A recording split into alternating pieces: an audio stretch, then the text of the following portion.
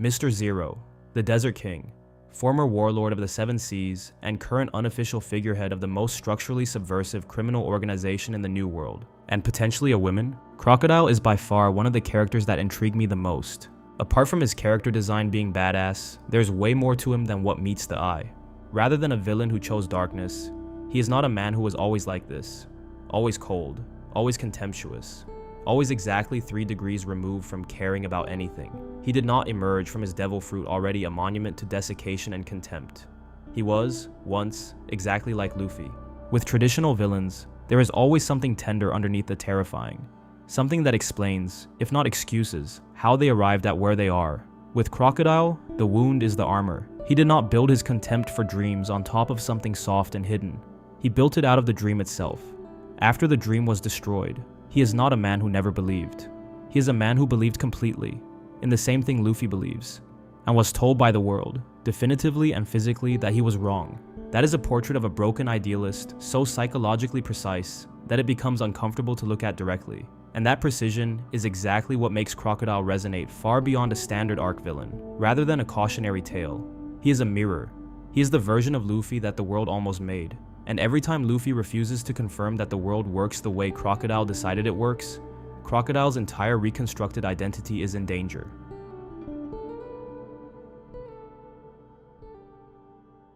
Before he is Mr. Zero, before the hook, before the cigar, and the white coat, before any of that, there is a 22-year-old in a crowd. It is Logtown, 24 years before the current story. The crowd is enormous. The most famous pirate in human history is on a platform, about to die, and the world government has invited the world to come watch. And somewhere in that crowd is a young man we will eventually call Crocodile. We don't know what he was wearing. We don't know who he was standing with. We don't know what his name was that day, what his parents called him, what his crew called him, what his hand looked like before it was a hook. We know almost nothing.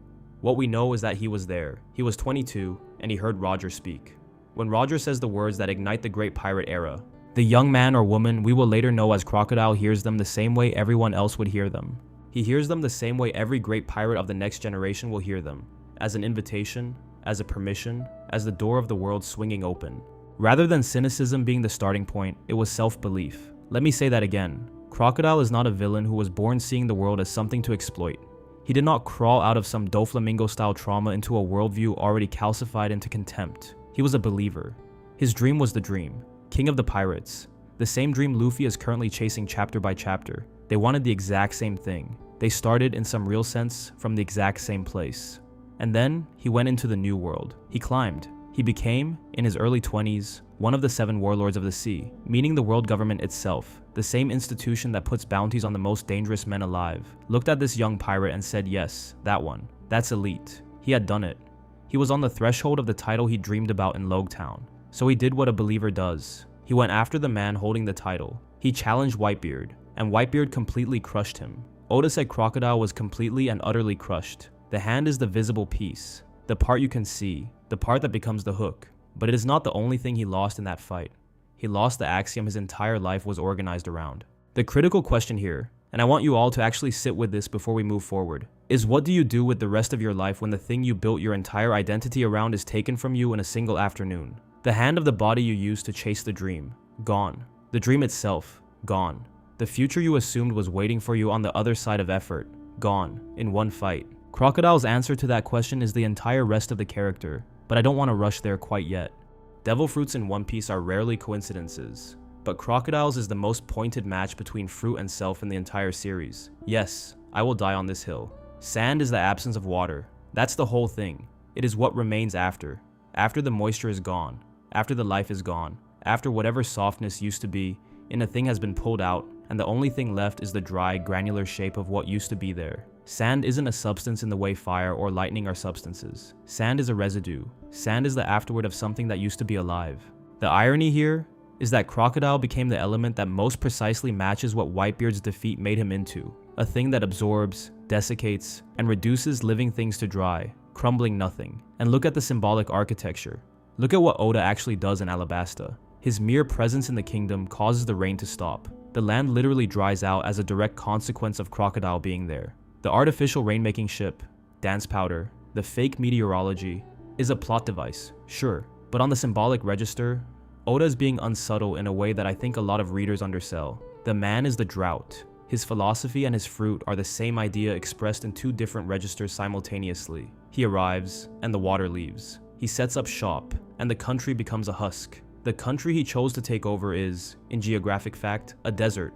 But it is a desert that had rain until he showed up. And the rebellion he's manufacturing is, in the people's experience, a rebellion against the sky going dry. Now look at his moves. Ground death. Drains an opponent of all moisture mid-combat until they become a husk. He puts his hand on you and removes you from yourself. He does not attack what you are. He removes what you need to remain what you are. Desert Spada splits the earth itself, opens a chasm, swallows the ground. Like Doflamingo, this is a psychological portrait rendered in combat mechanics. Crocodile does not fight enemies. He empties them. He takes from them the substance that lets them stay alive, and he watches them figure out what they were made of. And then, and this is the part of Oda's design that I think is genuinely brilliant, there is the weakness. Water. Specifically, any moisture, applied to his Logia body, collapses the intangibility. Luffy beats him by wetting his fists, first with blood, then with seawater. The element that makes Crocodile mortal is the exact element he became a monument against. Life. Passion. The capacity to bleed. This is Oda writing a thesis statement in the language of battle. Cynicism is only invulnerable until it meets something that refuses to be dried out. Crocodile has made himself impervious to everything except the thing that is still alive. And Luffy, the boy made of rubber, the boy who bleeds and gets up, is the one substance his desert can't drink. There is no version of this matchup where the symbolism is unintentional. Oda actually cooked here. The Suna Suna no Mi is Crocodile's interiority externalized. The man and the fruit are exactly the same thing.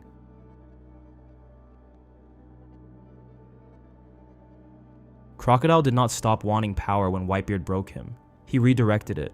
This is important, because I think the lazy reading of Crocodile is that the fight with Whitebeard turned him bitter, and then he became a generic, ambitious pirate, who happened to be bitter on the side. That misses what actually happens. What happens is that he abandons one entire theory of how to get to the top and replaces it with a different one. He never downgraded his ambition. He rerouted it. Baroque Works is, on one level, just a criminal syndicate. But on the psychological level, it is the most precise self-portrait of a man trying to never be wounded again. Every agent has a number and a day of the week for a name. Mr. 1, Mr. 2, Mr. 3, Miss Wednesday, Miss Friday, Miss All Sunday. There are no identities. There is no personal history allowed in the organization. There are no friendships architecturally possible because you don't know who anyone is, including the people you work with. He didn't accidentally design it this way. He built it as a machine that prevents anyone from mattering to anyone else. He built it to be the opposite of a pirate crew. He himself operates as Mr. Zero. Zero. A cipher. A name that means nothing, that erases the person behind it completely.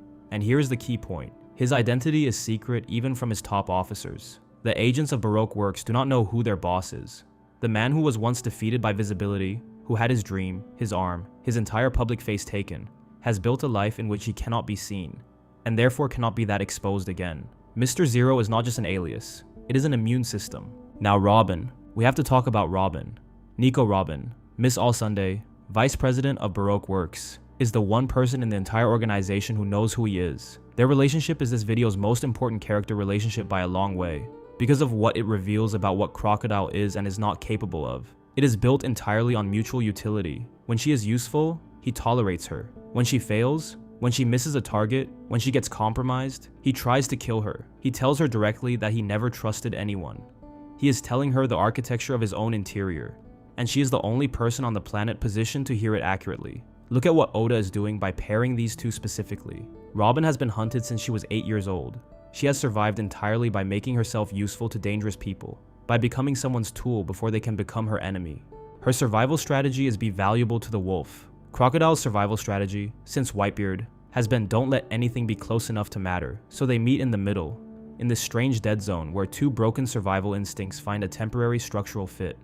She needs someone powerful enough to keep the world's hunters off her. He needs someone smart enough to run the cognitive layer of the organization. Neither of them believes the other is actually trustworthy. Both of them are right, and that is what makes their dynamic so devastating in retrospect. When Robin joins the Straw Hats, when she meets a crew that does not require her to be useful in order to be safe, she gets the one thing Crocodile by definition cannot give her: acceptance without instrumentality. He could not have given her that even if he wanted to. The whole organization is engineered against the possibility. Robin gets out. Crocodile doesn't. That's almost the whole of it. Crocodile's plan in Alabasta is not take over a kingdom. That phrasing is too small. What he is enacting in Alabasta is a philosophy, a specific theory of how the world works, expressed as an operation. People are predictable, hope is a lever, and a sufficiently intelligent and sufficiently ruthless person can make an entire civilization destroy itself while he watches from a comfortable chair. He spent 10 years on this. 10 years. He funded the rebels. He framed Cobra. He manufactured the drought through his own presence. He made the people believe their suffering was the fault of the royal family they loved. Rather than invading and conquering Alabasta, he convinced Alabasta to kill itself. And he did it while being publicly celebrated as a hero. The man who keeps the peace, the warlord who hunts pirates, the country's patron saint. The deception is total. It is not just that the king's people don't know Crocodile is the enemy. It is that they have been taught to believe Crocodile is the cure for the disease he is actively spreading. Crocodile is enacting an argument about the world. And the argument is, people are too in love with their own hope to notice who is feeding it to them. Now look at the ideology underneath this. What does Crocodile actually believe? Not justice, not freedom, not piracy in any romantic sense. He is not Whitebeard, building a family. He is not Roger, opening the world. He is not even Doflamingo, with his theatrical worship of inherited bloodlines. What Crocodile believes in, the only thing left after Whitebeard took everything else, is control. He believes the world is a machine operated by the naive and the passionate, and that a sufficiently cold person can simply take it over by understanding how the machine works and pulling the right levers while everyone else is busy believing in things. This is what separates him from every other villain in the early series. Arlong believed in Fishman supremacy. Wapol believed in inherited entitlement. Enel believed in his own divinity. Each of them had something. Crocodile believes in nothing. And the absence of belief is what makes him effective. You cannot appeal to his idealism. You cannot make him hesitate by threatening something he loves. He has already preemptively removed everything that could be used against him. Every other villain in this series chose to be what they are. Crocodile was made into what he is. Now examine his contempt for Luffy through this exact lens. Every time Luffy refuses to accept that the fight is over, refuses to go down, refuses to confirm that Crocodile's theory of the world is correct, Crocodile does not just find it annoying, he finds it incomprehensible. His entire framework is built on the axiom that hope breaks when it meets sufficient force. That is the lesson Whitebeard taught him in his own body. And that is the lesson he has been teaching the world back, in Alabasta, for 10 years. Luffy does not break. He gets up. He gets up covered in sand and unable to feel his fingers, and he gets up again. And this is not merely inconvenient. It is a direct empirical challenge to the foundation Crocodile rebuilt himself on after Whitebeard. Every time Luffy stands up, the desert gets a little less convincing. Crocodile defeats Luffy twice before Luffy wins. This is structurally unlike almost anything else in the series at this point in its run. The first defeat. Luffy attacks directly and is desiccated. He has no idea what he's fighting. He has no answer for a Logia. Crocodile wins easily, impales him on the hook, and leaves him for dead in the desert. It is barely a fight. It is an education. Crocodile is not even angry. He is bored. The boy was a problem that has been solved. The second defeat. Luffy comes back, and this time he has a solution.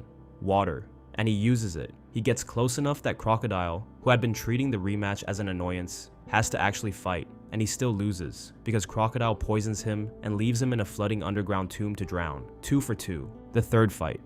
And critically, this is the argument that the majority of this video is built on. Luffy does not get stronger between rounds 2 and 3. There is no power-up. There is no new technique. Luffy is the same. What changes is Crocodile.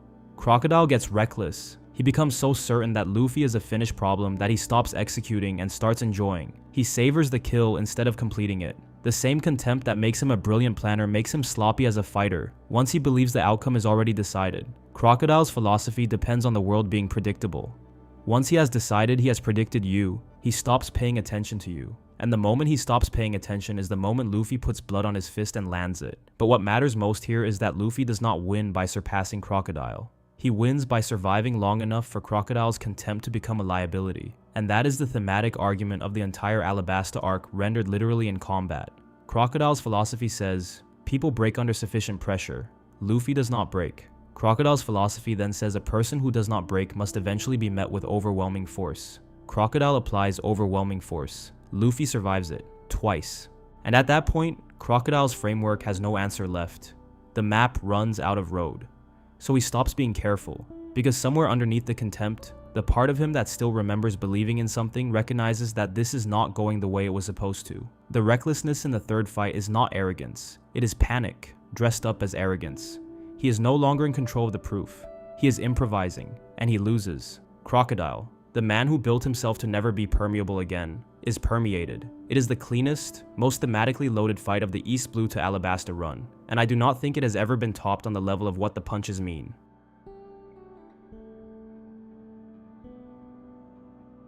Now we get to the part of Crocodile's story that the lazy reading cannot account for. When Luffy breaks Crocodile out of Impel Down, Crocodile helps him. He doesn't have to. There is no contractual obligation. Luffy is not strong enough to compel him. Crocodile is older, stronger, smarter, and he has every reason to either kill Luffy on sight or simply leave. He doesn't. He goes with him. He fights for him. He breaks out alongside the boy who broke him in Alabasta.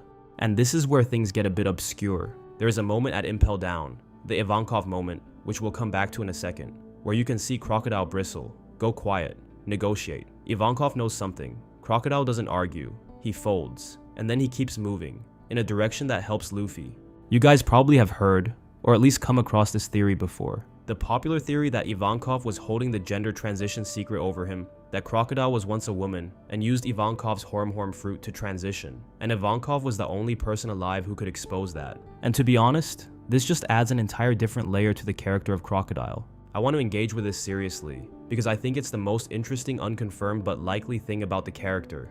To be absolutely clear, this is not confirmed canon. The signal supporting this theory is pretty simple, and I'm going to try to dissect this as best as I possibly can. Oda has stated in an SBS that Crocodile's weakness is something Ivankov found out about during a time when Crocodile's dream was crushed.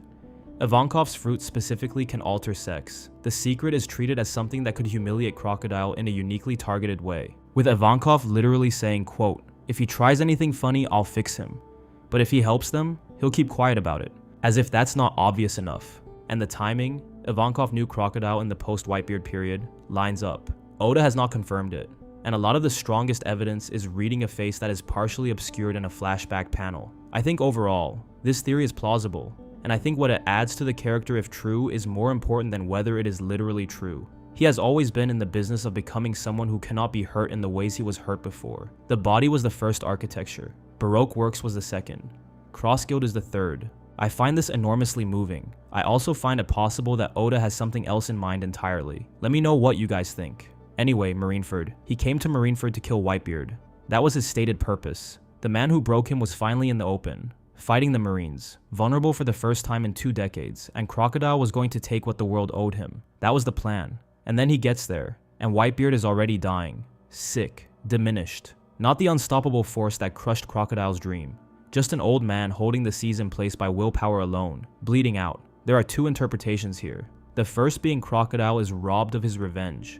The thing he wanted to destroy is already destroyed. There's nothing satisfying left to take. The second one, and this is the one I genuinely believe, is that seeing a diminished Whitebeard forces Crocodile to confront that the wall he rebuilt his entire personality around was not as permanent as he believed. The mountain moved. It was always going to move. Whitebeard was going to age. Whitebeard was going to die. Whitebeard in time was going to be a sick old man. And Crocodile, if he had simply waited, could have reached him. Which means the collapse, the destruction of his dream, the birth of the desert, was not the inevitable consequence of meeting an unbeatable force. It was the consequence of meeting a force that was unbeatable at that specific moment, in those specific conditions, when Crocodile was not yet what he needed to be. That is a devastating realization for a man who has spent 20 years using that single defeat as the foundation of his entire worldview. And then, and this is the part you have to look at twice to believe, Crocodile blocks Mihawk's attack on Luffy. He does this with no acknowledgement, no witty line, no demand for a future favor. He intervenes, repeatedly, across the chaos of Marineford to keep Luffy alive. He has no strategic reason to. The boy who broke him in Alabasta is on the worst day of his life. The family Luffy built is dying around him. And Crocodile, Mr. Zero, the Desert King, the man who told Robin he never trusted anyone, is protecting him. Is this redemption? I don't think so. I think calling it redemption is too sentimental. I think Crocodile would loathe being called redeemed. He would call it pragmatism. The kid is more useful alive. Whitebeard is the real target. Anything to avoid the implication. This is the first water getting through the sand. He doesn't know it yet. The desert was never as total as he constructed it to be. There was always, somewhere, a thin underground reservoir that the construction did not reach. And Marineford is the first chapter in which it leaks. The man who built a prison called Control. Genuinely indifferent men do not spend 10 years building the most sophisticated covert operation in the East Blue. They do not care whether the king is framed correctly. They do not care whether the rebel funding reaches the right hands. They do not care whether the timing of the Civil War, aligns precisely with the retrieval of the ancient weapon. Crocodile's obsessive, meticulous precision is the giveaway. Somewhere underneath the contempt is a man who needs to succeed at this, because this is the replacement for the thing he used to need to succeed at. He did not stop caring, he transferred the caring. He took the energy that was supposed to make him Pirate King and put it into a kingdom-sized chess problem, and he played both sides of it for a decade. Crocodile's cynicism is not a policy or a philosophical position he holds loosely. It is the load-bearing wall of his personality. Strip it away. Strip away the belief that dreams are naive, that people are predictable, that hope is a lever rather than a truth. And what remains is a man who destroyed an entire kingdom, killed dozens of people, betrayed every person who trusted him, all in service of a plan that failed because a boy with a rubber body refused to confirm that the world works the way Crocodile decided it works. The cynicism protects him from the arithmetic of his own life. If the cynicism is wrong, then the desert was unnecessary, and the 20 years were unnecessary, and Alabasta was unnecessary, and that is a quantity of unnecessary that no person can survive looking at directly. Now what does he want? Not power in the abstract. Baroque works was aimed at Pluton, an ancient weapon capable of reshaping the world. What Crocodile wants, stripped down to its core, is a world he controls completely enough that it can never do to him what it did to him at 22. He wants to be the ceiling, not the one who hits it. And the tragedy is that the only version of that goal that could actually work, becoming the Pirate King, the legitimate top of the hierarchy, was the one he abandoned when Whitebeard broke him. He could have, in theory, kept climbing. He could have, in theory, become what Luffy is now becoming. He decided that route was foreclosed. And from that decision, every other decision has flowed. Crocodile does not resolve. He is defeated at Alabasta. He is imprisoned at Impel Down. And then he is released, not freed by his own power, but by the very person who defeated him. He goes to Marineford. He saves Luffy's life with no explanation. He vanishes through the time skip. He resurfaces. He founds Crossguild. He is still in the story, still powerful, still operating, and still without a clearly stated endgame. The unanswered question here is the Crocodile of Crossguild in genuine partnership with an equal? A man who has quietly, without ceremony, begun to thaw? Or is he just the same crocodile, being still again, waiting for the right moment?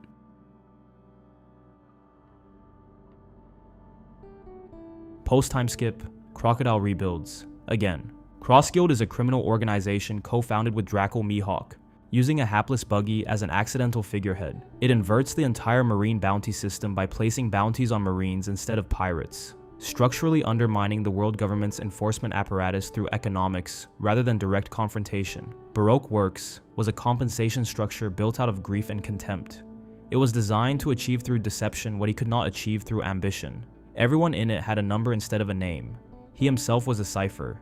The vice president was a relationship of pure utility with a hunted woman who would betray him the moment she could. The entire architecture was hide, deceive, control, never be seen. Crossguild is noticeably different. He is not hiding. He is operating with his own name, his own face, his own coat. He is not Mr. Zero anymore. He is Crocodile, openly. There is no deception in the founding logic of Crossguild. There is no manufactured civil war. There is no framed king. There is a direct, transparent, structurally elegant attack on the institution that enforces the world order. And Buggy. Buggy is the brilliant piece. Crocodile didn't intend for Buggy to become the public face of Crossguild. The Marines just slotted Buggy in because the poster put him in front. There's no doubt Crocodile is annoyed by this. He goes to confront Buggy, and Mihawk says, "Actually, let him be the figurehead. It might not be a bad thing." And Crocodile agrees. Look at what that means. Old Crocodile, Baroque Works Crocodile, would never have allowed someone else to be the face of his organization. The entire design of Baroque Works was, I am not seen, and therefore I cannot be hurt. Crossguild is saying, let someone else be seen, because their visibility is actually useful, and my obsession with invisibility was a wound, not a strategy. The man who once buried his name under a number is now letting a clown wear the crown of his organization, and he can recognize the strategic value of it instead of being personally insulted by it. That is growth. Not the corny kind, not the let's be friends kind. The kind a 50-year-old man might grudgingly demonstrate when he realizes that some of the rules he wrote at 30 were written by a wounded version of himself. And then, in Egghead, Vegapunk's broadcast mentions Pluton, and Crocodile visibly perks up. So no, the ambition is still there. The desire to control an ancient weapon, the desire to reshape the world, all of that is intact. The dream is not dead, it just has a different shape. Is Crocodile the same person who built Baroque Works, with better information about what works? Or has something in him actually shifted, not toward goodness, not toward redemption in any conventional sense, but toward a version of ambition that no longer requires the complete elimination of trust? I think the second. I think Marineford did something to him that he has not articulated even to himself, and I think Crossguild is the architectural evidence.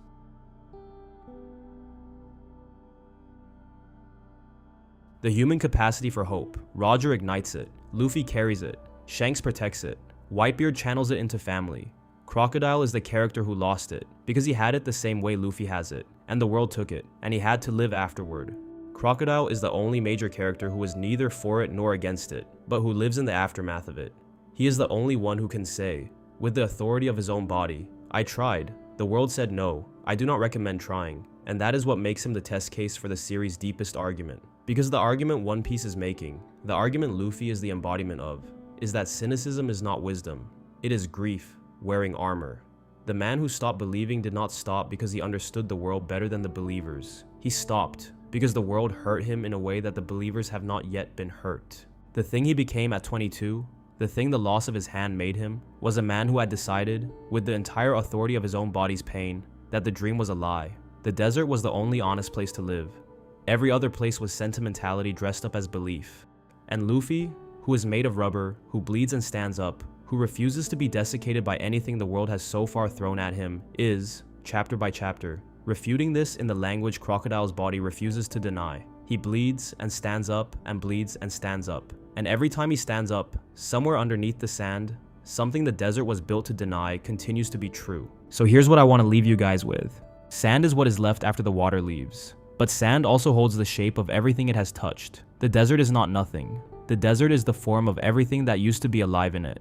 Crocodile, the man who became a desert, is not empty. He is the exact shape of the dream he used to have, with all the moisture gone. Every grain of him is the residue of a 22-year-old who once stood in a crowd and heard Roger speak and believed, completely, that the door of the world was open. He has been, for the last 20 years, absolutely certain there is no water left underground.